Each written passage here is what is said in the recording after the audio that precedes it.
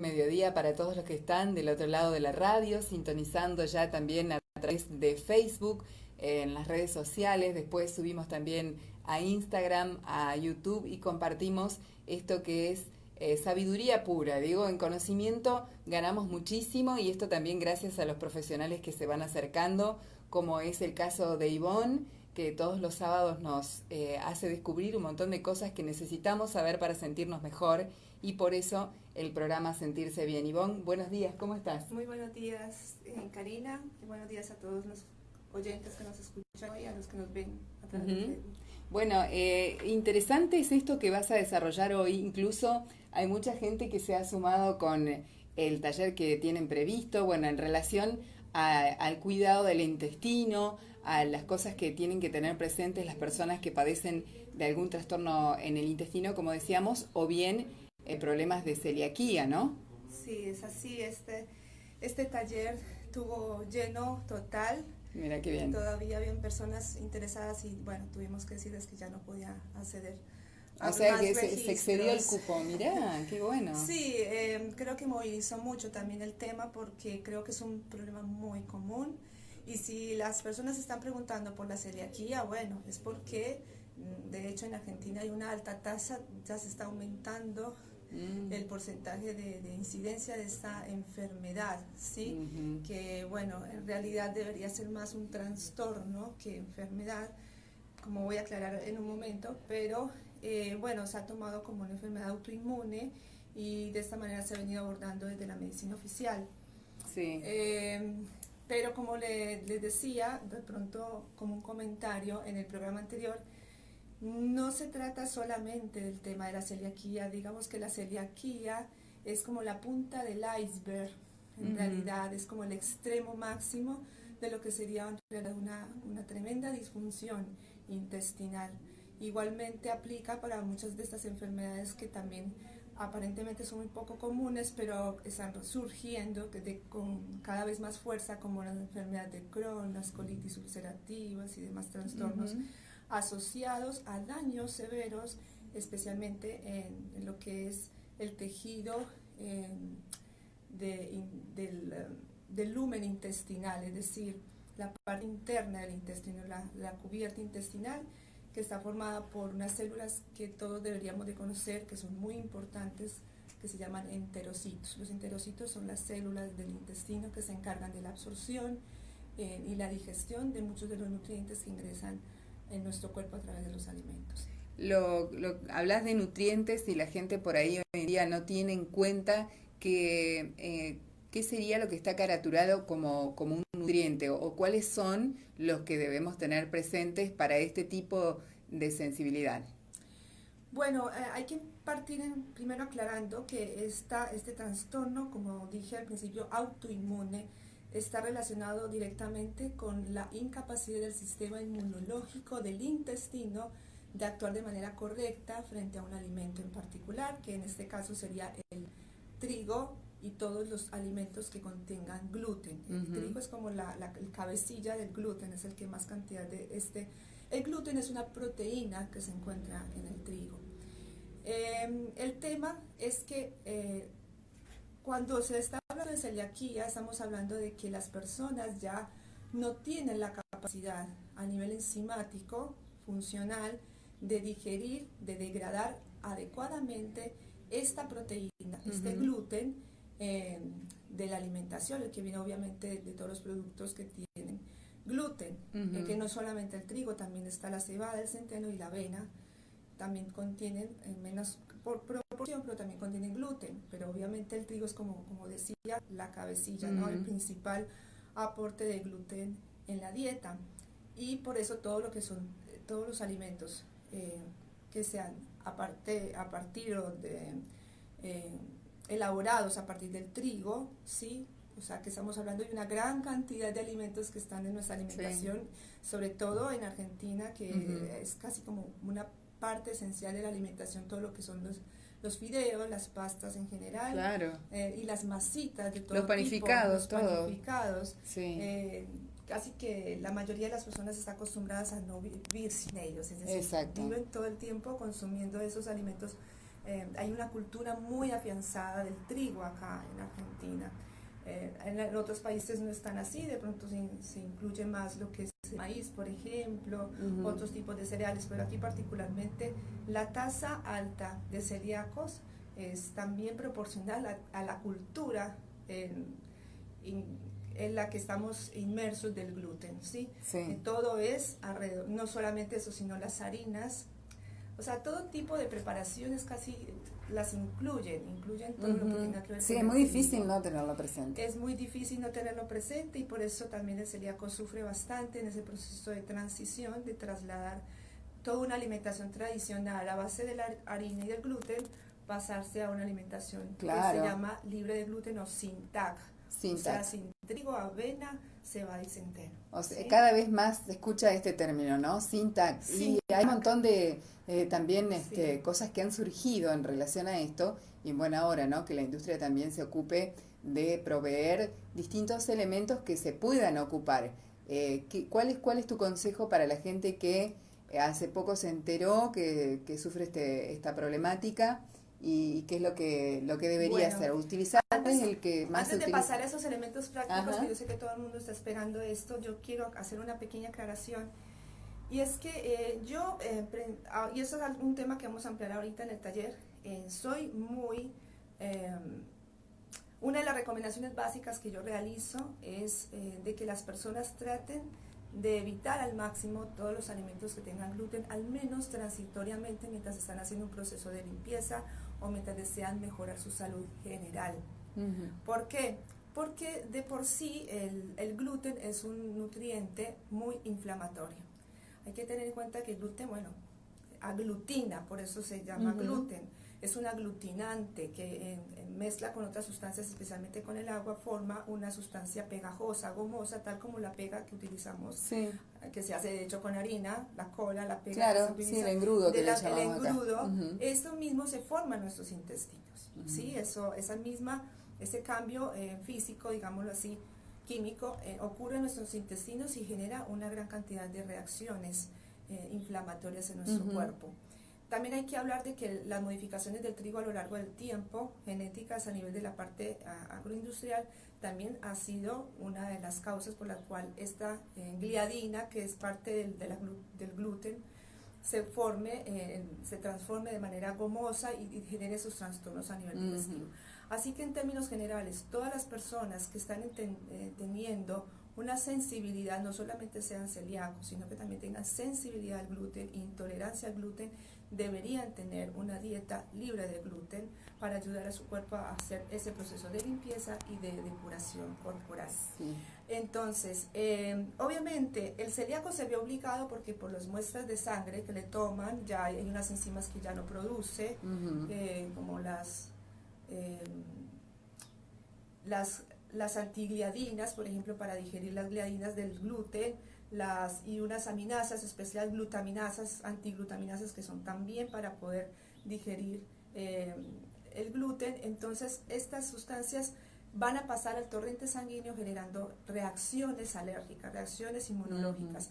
Y de ahí que el celíaco no solamente tenga un síntoma como vómito, problemas intermitentes de estreñimiento, diarrea, problemas de eczemas, sino que también empieza a presentar otros problemas como problemas posiblemente de la tiroides, como problemas de infertilidad. O sea, empieza a trasladarse este problema a nivel ya sistémico. O sea, otros sistemas se ven afectados porque el cuerpo aprende a que tiene que atacar las proteínas del gluten y por lo tanto ataca también proteínas relacionadas o parecidas a estas que se encuentran en nuestro cuerpo, que son varias. Increíble, eso no lo sabíamos. Entonces, esto por eso se llama autoinmune, es como que el cuerpo empieza a atacarse a sí mismo, y de ahí la gravedad de la celiaquía. Entonces, obviamente el celíaco ya lo tiene claro, no puede consumir porque si lo hace es como que empieza a dañar su propio organismo, ¿sí? Pero las personas que tienen una intolerancia al gluten, en determinado momento también pueden tener un riesgo a desarrollar estas disfunciones sistémicas. ¿Por qué? Por la permeabilidad intestinal, que es uno de los temas también que vamos a tratar. La permeabilidad intestinal quiere decir que en todo este proceso inflamatorio de reacción negativa al gluten y otros tipos de alimentos también proinflamatorios, los enterocitos, o sea, las células intestinales, por eso las mencioné al principio, empiezan a perder su función natural. Cuando pierden su función natural de barrera que protege y solamente permite el paso de nutrientes, deja pasar también toxinas, proteínas enteras, sustancias que no están digeridas a la sangre. Apa. Eso es lo que empieza a generar todos los trastornos sistémicos que muchas personas se presentan como alergias, como procesos inflamatorios a nivel articular, y lo que vamos a hablar, que es el tema de hoy en nuestro taller, trastornos de conducta e inmunológicos, porque también estas sustancias pueden pasar al cerebro y afectar nuestros neurotransmisores y afectar todo nuestro estado, todo nuestro equilibrio nervioso, ¿sí? Qué increíble, ¿no? Entonces, esa es la base de por qué dicen muchos expertos hoy en día que la salud está en el intestino, ¿sí? Empezamos a dañar nuestra flora intestinal, que es la principal protectora, la que nos va a ayudar también a digerir este tipo de proteínas y demás, y llega un momento en donde la inflamación es tanta, entonces ya no podemos, o sea, claro, ya nuestra flora está tan mala, nuestra flora benéfica está mala, estamos tan invadidos de microorganismos oportunistas o patógenos, como llaman algunos en el sector salud, o sea, dañinos, que entonces el intestino está en unas condiciones que no puede producir las enzimas para digerir ni proteínas del trigo, ni proteínas lácteas. Hay una fermentación intestinal por la cantidad de azúcares y carbohidratos que consumimos en nuestra dieta, y toda esa carga somos incapaces de manejarla ya a nivel intestinal, y se convierte en todo ese tipo de trastornos del colon. Entonces, intolerancias, que el colon irritable, que luego se vuelve una acumulación de toxinas que inflama los divertículos y aparece la diverticulitis, que luego se laceran las células de los hepatocitos, que son las células de nuestro intestino, entonces forman una colitis ulcerativa, bueno, entonces toda la gran variedad de enfermedades que ocurren en nuestro colon, casi que en su totalidad se ven inicialmente a esa disfunción intestinal que empezamos a tener. Por eso decía, la celiaquía es la punta del iceberg, es como decir, es cuando ya está dañado, o sea, cuando ya se degeneró la función natural de nuestro intestino, y a veces ocurre desde edades muy tempranas debido a múltiples factores. Está catalogada como una enfermedad crónica de toda la vida, que no tiene cura, y esto que definen así tan tajantemente en la medicina oficial, yo no lo comparto muy bien, porque en realidad si encontramos que la causa es la degeneración de nuestros intestinos, de que éramos bebés, ¿sí? Porque eso no aparece cuando los niños nacen, esto se va desarrollando de manera congénita en el proceso vital, es decir, no reciben leche materna, tienen partos por cesárea, alimentación a base de cereales y azúcares, les dan antibióticos cuando enferman, empiezan a recibir la flora patógena de la madre también, a través de la leche materna, las toxinas, todo, de la familia. Si la familia también tiene un intestino con una flora mala, pues el bebé también va desarrollando esa flora mala, y crecen en todo ese ambiente, mala alimentación tóxica que hoy día tenemos, y químicos que van introduciendo en los cuerpos de estos bebés, hasta que finalmente esos intestinos colapsan, no tienen buena flora, empiezan todo un proceso de degeneración celular, y después descubren que, oh sorpresa, son celíacos, o por lo menos tienen una intolerancia tremenda a muchos alimentos. Cuando una persona, claro, son alérgicos. Cuando uno observa los alimentos que en la góndola de cualquier supermercado sin TAC, uno se imagina qué difícil debe ser vivir con esta restricción, ¿no? Pero hay un montón de cosas que van surgiendo, y personas como vos que también aparecen, que son como que te dan ese toque de, supongo, a las personas que están con este problema, de esperanza, ¿no? Estamos muy acostumbrados a la alimentación que no es propiamente la correcta. Entonces, cuando la vamos dejando, decimos, terrible vivir sin esto, no comerme una factura, no podemos comer unos fideos, pero por fortuna sí están apareciendo una gran cantidad de ofertas distintas, y están apareciendo conocimiento nuevo para que aprendamos a comer distinto. Y parte de eso son los recetarios que abundan en internet, en los grupos también, en grupos de Facebook, donde muchas personas comparten recetas a base de harinas que no tienen gluten, que son las de los granos, que son las del maíz, las del arroz, Si bien a veces no solucionan del todo el problema de las disbiosis intestinales, porque también se alimentan de almidón en los microorganismos patógenos, por lo menos representan un primer paso de hacer una transición, de pasar de alimentos con gluten a alimentos sin gluten. Casi que cualquier persona, de hecho, como vuelvo y repito, las personas que están con un problema digestivo, con inflamación en cualquier área del cuerpo, problemas de diabetes, problemas de tiroides, que es casi todos los que me llegan a consulta tienen algún tipo de trastorno, o que no absorben bien los alimentos, o están con algún tipo de inflamación. A todos en general recomiendo por lo menos temporalmente suspender el gluten, y si hay alternativas. Aquí en Crespo tenemos, por ejemplo, personas que están realizando productos de panadería artesanal. Hay otros que están preparando productos sin gluten. Hay uno que se llama Gluten Free, por ejemplo, y lo pueden ver por ahí en algunas góndolas de los supermercados que dicen la marquita Gluten Free o sin tag. Pueden preguntar por ellos y empezar a hacer al menos esa transición. Pero lo importante es que no enfocarnos en el consumo desorbitado de harinas. Como habíamos dicho la vez pasada, tenemos que rescatar otros tipos de alimentos saciadores y energizantes, como son las grasas que habíamos mencionado la vez pasada, que nuestras colaciones no sean a partir de puras masitas, sean sin gluten, sino que incluyamos más fruta, incluyamos más nueces, más semillas, que es lo que habíamos mencionado la vez pasada, que consumamos la cantidad necesaria de vegetales abundantes, tanto en almuerzo y cena, como para que ese almidón no sea tan indispensable, porque el tema es que nosotros reemplazamos todo el tiempo el almuerzo, las cenas, con los fideos, con el arroz, con la papa, con la polenta, ¿sí? El tema, bueno, la polenta y el maíz, para los que tienen problemas con el gluten, es una buena opción, lo mismo que el arroz y lo mismo que la papa, pero es el exceso de almidón lo que nos está también generando una fermentación intestinal inadecuada y también problemas obviamente de azúcar y de sobrepeso.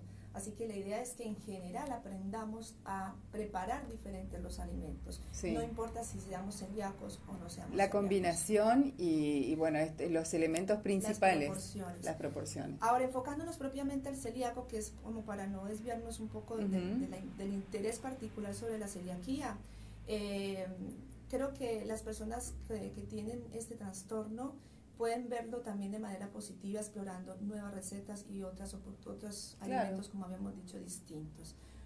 Hay muchos tipos de harinas. Está la harina de garbanzo, está la harina de lentejas, está la harina de arroz, la harina de maíz, las féculas, la fécula de mandioca, por ejemplo. Y también se pueden hacer preparaciones de harina, que no son harinas propiamente, pero que son derivados de semillas y de nueces, como la harina de almendra, la que le llaman harina, que no es harina, pero parece harina, la harina de lino, ¿sí? Que es el lino molido. ¿Sí? Qué rico, la harina de almendra se me hace así como que puedo hacer un rico postre. Y se pueden hacer muchas preparaciones tradicionales, tartas, budines, masitas, a partir de todo este tipo de ingredientes que no van a contener nada de gluten.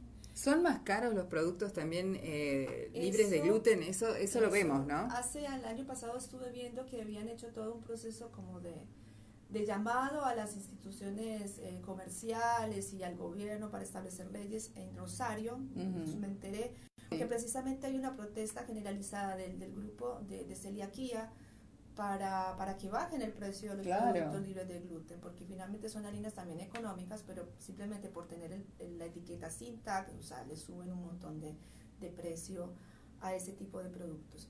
Pero acá también hay una tendencia mucho a la artesanía, a la manufactura artesanal. Hay que aprovechar los pequeños emprendimientos que hay en nuestra ciudad de personas que están muy interesadas en hacer y lo hacen a un precio un poco más módico que las grandes industrias que nos traen productos de afuera, ¿no? Aprovechar eso, o si no, retomar la panadería artesanal, pero con ingredientes nuevos. O sea, podemos aprender a hacer las premezclas que se hacen con partes iguales de harina de arroz, harina fécula de maíz, harina fécula de mandioca. Algunos le agregan semita de maíz como para que le den un toque mejor. Se utiliza bicarbonato, polvo de hornear, para que se infle un poquito. Le agregan goma sántica, o que generalmente eso es lo más difícil de conseguir, pero pueden también utilizarlos sin eso y también tener unos buenos resultados.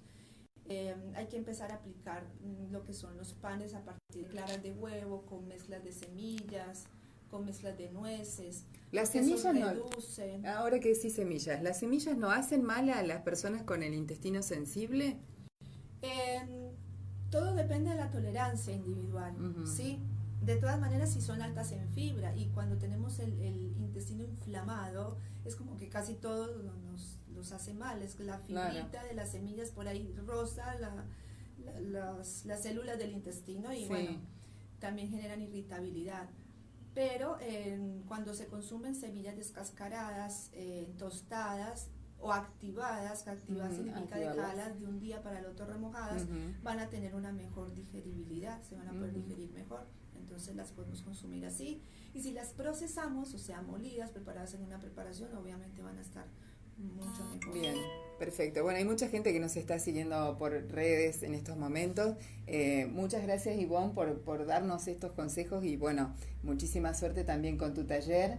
Ya vamos a ir aprendiendo más cosas buenas para así mejorar nuestra calidad de vida. Bueno, entonces mucho ánimo tanto a los celíacos como a los intolerantes al gluten. Yo hace mucho tiempo que no consumo gluten, así que se puede vivir sin gluten. Tenés una piel increíble. No vamos a decir la edad por una cuestión de coquetería, pero no lo van a poder creer, ¿no? Es increíble. Y se ve que esto ya cada vez uno se entera que este tipo de alimentación mejora al ser en todos los sentidos. La calidad de vida, sí, en todos los sentidos. Bueno. El gluten es inflamatorio, así que a buena hora también lo mejor una. Bueno, vayamos dejándolo de a poco, por lo menos. La intención. En ese proceso de transición, como les digo, con recetas nuevas lo van a poder hacer. Bueno, gracias. Ivonne también nos comparte recetas, un grupo ahí, por ahí, si quieren recetas también a los oyentes les podemos llegar a compartir. Gracias. El grupo de Mujeres Vitales. Sí. Bueno, mayormente a los que me consultan los ingresos. Así que Ivonne, da tu número de teléfono porque toda la gente después me lo pide en la semana y estoy meta a pasar el contacto.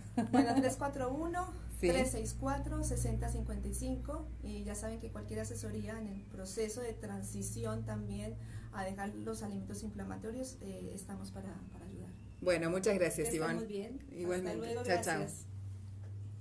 chao. A mí me hubiese gustado también